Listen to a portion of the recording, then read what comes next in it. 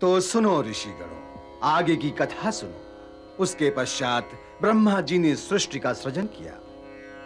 त्रिगुणात्मक शक्ति के प्रभाव से महातत्व, पंच महाभूत, पंच ज्ञानेन्द्रिय, पंच कर्मेंद्रिय, मन, बुद्धि, चित्त तथा अहंकार से विश्व रूप की अभिव्यक्ति हुई और जीव का आविर्भाव हुआ। किंतु क्या महाराज? उस समय एक असाधारण सी घटना घटी। भगवान विष्णु का मस्तक छेदा गया। क्या? भगवान विष्णु का मस्तक? किसने छेदा उनका मस्तक? क्या अपराध किया उन्होंने? शांत शांत। श्रद्धेय सूत जी विस्तार से कथा कहेंगे। कृपया आप कथा कहें। तो सुनो ऋषिजनों। देवादिदेव भोले शंकर की जय हो। पधारिए, आप सभी का स्वागत है। देवी महाकाली की जय हो। पधारें, आतिथ्य स्वीकार करें। भोलेनाथ, मैं यज्ञ अनुष्ठान द्वारा सत्कर्म करने के लिए प्रेरित हुआ हूं। आप इस यज्ञ में भाग लेकर कृतार्थ करें। इस धर्म कार्य में हम सभी के सहयोग की आवश्यकता है। किंतु यज्ञ के अधिपति परमात्मा श्री हरि विष्णु इस समय कहाँ होंगे? नारायण नारायण, श्री हरि विष्णु की खोज हो रही है। भला किस लिए? ऋग्वेद में निश्चित किया गया है कि जहां यज्ञादि शुभ कार्य होते हैं, वहां यजमान को पुण्य फल देने के लिए श्री हरि विष्णु जी का पधारना आवश्यक है। उनकी उपस्थिति के बिना यज्ञ कार्य संभव नहीं। तो यज्ञादि का यह शुभ कार्य कहां संपन्न हो रहा है? देवर्षि नारद, आप सर्वज्ञ होकर अनभिज्ञ होने का स्वांग क्यों करते हैं? यह तो देव ऋषि का स्वभाव है। नारायण नारायण, केवल सर्वज्ञ होना ही पर्याप्त नहीं है देवगुरु बृहस्पति जी। शक्तिमान होना भी आवश्यक है, और इसके अधिकारी तो ब्रह्मा, विष्णु और महेश हैं। पर देवर्षि, इस समय हमें आपके सर्वज्ञ रूप की ही आवश्यकता है। कृपया बताइए हमें, श्री हरि विष्णु जी कहां प्राप्त होंगे? पति के विषय में पत्नी से अधिक कौन जान सकता है? आइए महालक्ष्मी जी से चलकर पूछ लेते, वे अवश्य बताएंगी।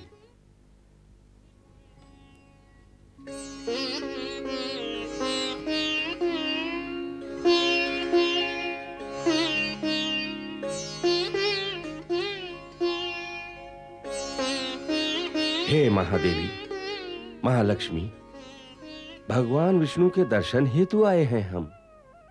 महादेवी, हमने यज्ञ का आयोजन किया है, अतः महाप्रभु विष्णु को अधिष्ठिता पद ग्रहण करना है। कहां है महाप्रभु? जन कल्याण के लिए आयोजित इस महायज्ञ के लिए साधुवाद। किंतु वैकुंठ अधिपति तो दैत्यों के संहार के पश्चात युद्ध से क्लांत होकर विश्राम करने गए हैं। ये तो बताइए महादेवी कि श्रीहरि विष्णु विश्राम करने कहां गए हैं? ये तो उन्होंने स्पष्ट नहीं किया। मैं अपनी दिव्य दृष्टि से उस स्थान का पता लगाता हूं।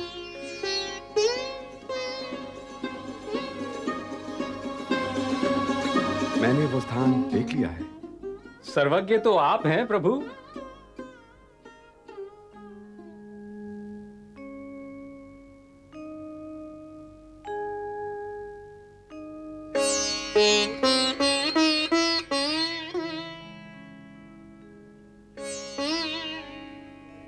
नारायण नारायण, भगवान शंकर के कथनानुसार स्वांग करने का अधिकार तो मेरा है, फिर महाप्रभु ने यह कार्य क्यों आरंभ कर दिया?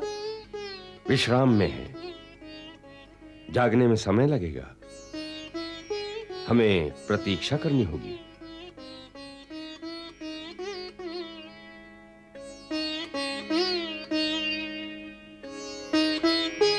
प्रतीक्षा की सीमा कहां तक है सृजनहार? भगवान विष्णु तो जागे नहीं, अब हम क्या करें? निद्रा भंग करना तो दोष माना गया है, हमें और प्रतीक्षा करनी होगी। प्रतीक्षा तो होती करने के लिए, अवश्य करें। किंतु प्रभु धनुष के सहारे जिस मुद्रा में निद्रामग्न है, इसकी सीमा यदि प्रतीक्षा से अधिक हुई तो कष्ट बढ़ जाएगा। देवर्षि ठीक कहते हैं, हमें कोई उपाय करना चाहिए।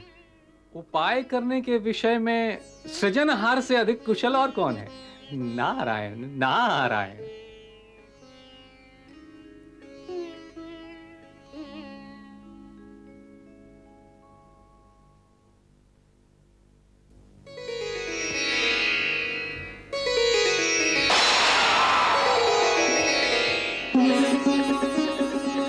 नारायण नारायण। सृजनहार ने तो सृजन क्रिया आरंभ कर दी है। विष्णु जी की निद्रा भंग हो और हमें दोष भी ना लगे, उसी का उपाय है ये वमरी कीड़ा। वमरी कीड़ा? ये कीड़ा उपाय है? हाँ, इसके दांत इतने धारदार हैं कि ये धनुष्य की लोहे की नोक को खा जाएगा। इस प्रकार मस्तक का आधार नष्ट हो जाने पर श्री हरि विष्णु जी जाग जाएंगे। महाप्रभु के योग निद्रा में प्रवेश करने का ढंग निराला, और अब योग निद्रा भंग करने का ढंग तो उससे भी अधिक निराला। नारायण नारायण। धन्य है सृजनहार, जो आपने इतना उत्तम उपाय खोज निकाला। अब हम दोष से बचे रहेंगे। दोष और विपत्ति से बचना सहज नहीं है देवराज।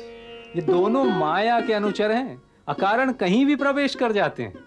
यथार्थ है देवर्षि, किंतु इस समय तो कार्य आगे बढ़ाना है। नारायण नारायण। हे वमरी कीड़े, तुम श्री हरि विष्णु जी के धनुष्य की नोक को कुतर दो। इससे धनुष्य हिलेगा और श्री हरि विष्णु जी की निद्रा भंग हो जाएगी।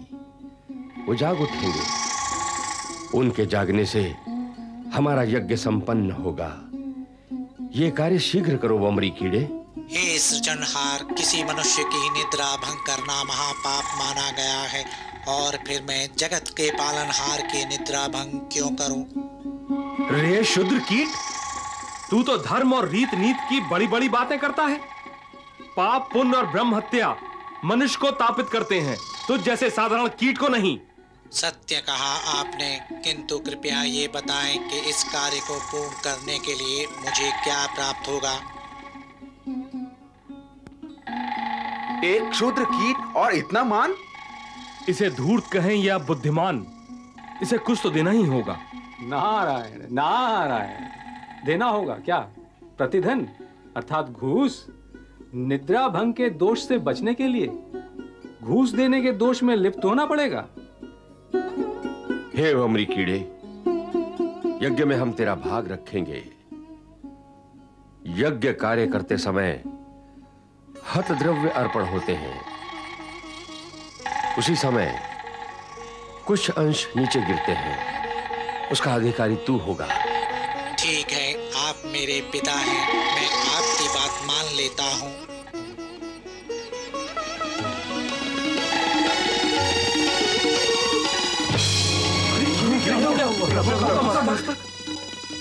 श्री हरि का मस्तिष्क अदृश्य। घोर अनर्थ, ना भूतो ना भविष्यते। देख लिया आपके उपाय का परिणाम। देवी देवी, तनिक आकाश की ओर देखिए। मेरी स्वामी का मस्तक।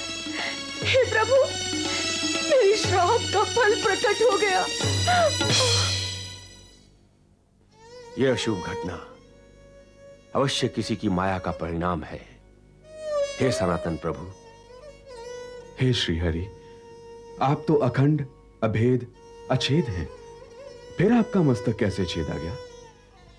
आपकी ऐसी गति और स्थिति के पश्चात तो हम सब नाम मात्र के देवता रह जाएंगे। हे लक्ष्मीपति, यज्ञ कार्य सिद्धि के लिए यह अक्षम्य अपराध हम सबसे हुआ है। हम सब आपके अपराधी हैं, हमें दंड दीजिए। दंड दीजिए, किंतु देर मत कीजिए। सत्वर प्रकट होइए प्रभु, नहीं तो। देवर्षि, ऐसे समय में शांति, धैर्य व बुद्धि का अनुसरण करना ही हितकर होगा। हित की ऐसी की तैसी, मेरा तो सर्वस्व लुट गया। हे प्रभु, मुझे अकेला छोड़कर कहां चले गए? आपके दर्शन के बिना मैं जी नहीं सकता। मुझे भी अपने पास बुला लो प्रभु। नारद जी, विलाप उपाय का बाधक है, आराधना ही साधक है। मां त्रिपुरेश्वरी की दया की याचना ही एकमात्र उपाय है। सर्व कार्य सिद्धि प्रदान करने वाली मां आद्य शक्ति जगदम्बा की शरणागति से ही कार्य सिद्धि संभव है। संकट से उबरने का केवल यही एक मार्ग है। तो विलंब किस बात का है? सब मिलकर पुकारिए मां को।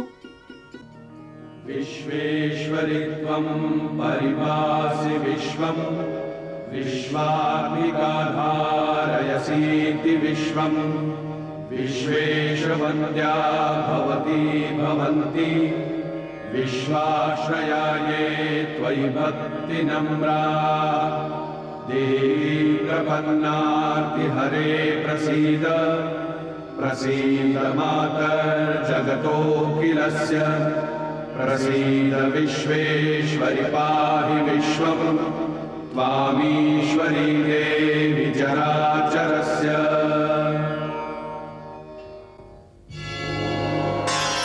हे देवों, आप सभी को ज्ञात है कि अकारण किसी भी कार्य का संपादन नहीं होता, अतः इस घटना का कारण जानो। एक समय वैकुंठ में विष्णु लक्ष्मी के समीप बैठे थे, तब क्या हुआ?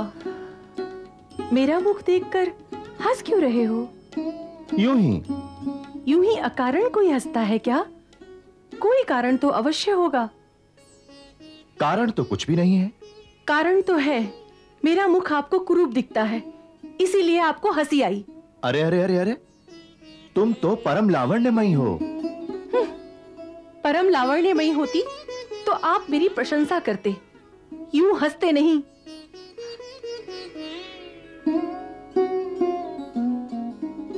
प्रिय, आज ये तुम कैसी निरर्थक बातें कर रही हो? मैं निरर्थक बातें कर रही हूँ? आप कहना चाहते हैं मैं ज्ञानहीन हूँ? अच्छा, अब इस विषय को यहीं समाप्त कर दो। समाप्त कर दूं? अवश्य ही किसी अन्य सुंदरी ने इन्हें मोहित किया है। वो मुझसे अधिक सुंदर होगी, उसी का स्मरण कर मुझ पर हंस रहे हैं।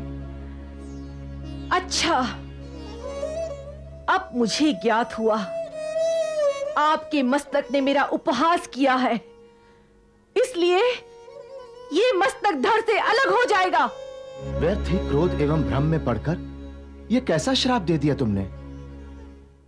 स्त्री सुलभ सहज ईर्ष्या के कारण तामसी शक्ति से प्रभावित होकर लक्ष्मी ने विष्णु को श्राप दिया।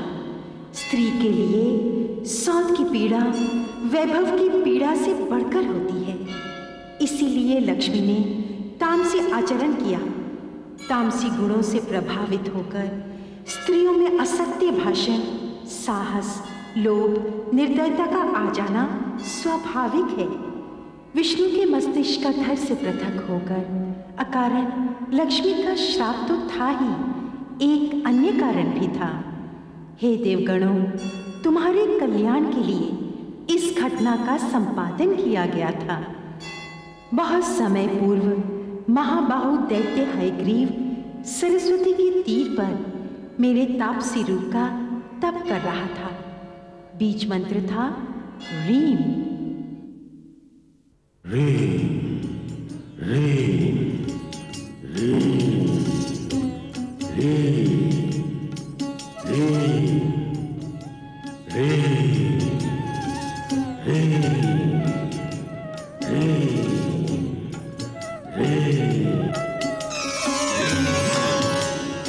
हे तपस्वी हयग्रीव, तुम्हारी कठोर तपस्या से मैं प्रसन्न हुई हूँ। जो इच्छित वर चाहिए मांग लो। हे महामाया, हे जगदम्बे, अपने भक्तों पर कृपा की दृष्टि करने वाली दयामयी, मैं आपको बारंबार नमस्कार करता हूँ। मुझे ये वरदान दीजिए कि मेरा कभी मरण न हो। मुझे अमर कर दो माँ। देव, असुर अथवा योगी भी मुझे मार न सके। हे प्राणी, प्रकृति के नियमानुसार जो जन्म लेता है उसका मरण तो निश्चित है, मरकर वो पुनर्जन्म भी लेता है। इस सिद्धांत का अतिक्रमण नहीं हो सकता। हे दैत्यराज, बुद्धिमान सदा विचार पूर्वक निर्णय लेते हैं, अतः तू विचार कर इच्छा हो तो इच्छा मृत्यु मांग ले। तो मातेश्वरी, मुझे वरदान दे कि जिसका मुख अश्व का हो वही मनुष्य मुझे मार सके, अन्य कोई नहीं। तथास्तु। अश्व मुख वाला मनुष्य उत्पन्न होता ही नहीं, फिर मुझे कौन मारेगा? मैं अमर हो गया, मैं अमर हो गया। इस प्रकार इच्छित मृत्यु का वरदान प्राप्त कर वो कुबुद्धि हयग्रीव तमोगुणों के अधीन होकर निर्दोष प्राणियों पर अत्याचार करने लगा। हे सृजनहार, नियति ने तुम्हें यश प्रदान करने के लिए इस अश्व को यहाँ भेजा है। इसका सिर काटकर तुम विष्णु के धड़ पर जोड़ दो। मैं इसमें प्राणों का संचार करूंगी और वरदान के अनुसार हयग्रीव की मृत्यु अश्वमुखी पुरुष के हाथों होगी। आदिशक्ति माता की जय। ब्रह्मदेव, कृपया यह कार्य पूर्ण करें।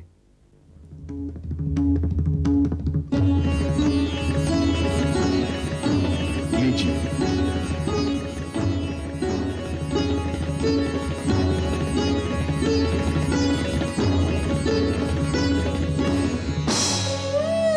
धैर्य धारण करें महादेवी, ये कोई मायावी छल है। मायावी छल नहीं, ये मेरा श्राप है सुनंदा, मेरा श्राप। हाय, मैंने ये क्या कर डाला?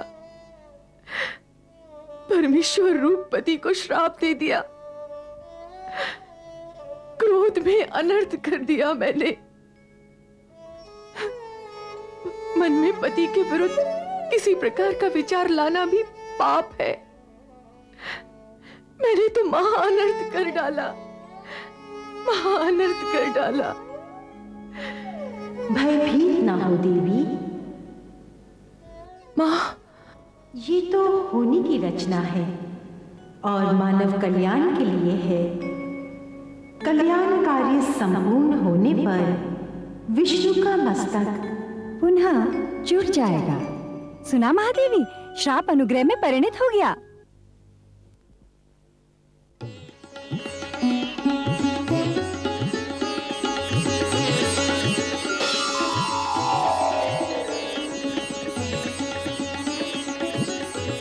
ओम श्री विष्णवे नमः। धन्य हो मां आद्य शक्ति, बड़ा अद्भुत है आपका लीला वैभव। प्रभु को क्या से क्या बना दिया। हयग्रीव अवतार, श्री हरि विष्णु जी की जय। हमें क्षमा करें देव। मां भुवनेश्वरी की लीला रचना अनुसार अश्वमुख होने पर भी आपके द्वारा अधम असुर हयग्रीव का वध निश्चित है। हे जगताधार, आप हयग्रीव वध कर जनमानस को अभयदान दें। उसके पश्चात मेरे कल्याणकारी यज्ञ का अधिष्ठिता पद ग्रहण करें। नारायण नारायण। ओम ऐं ह्रीं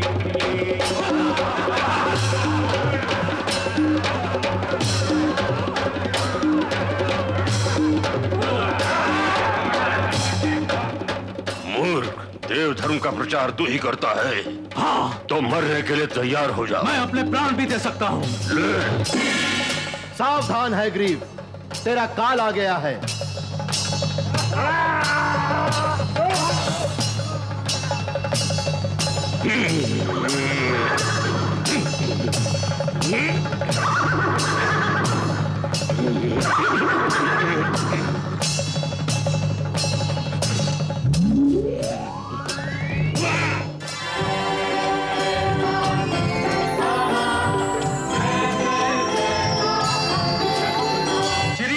विष्णु की जय।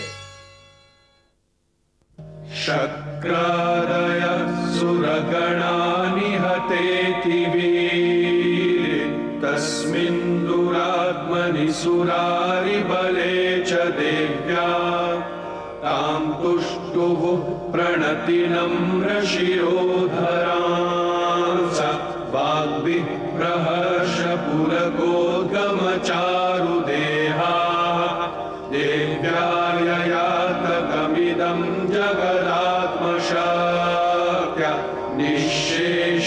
देवगणशक्ति समूहमूर्त्या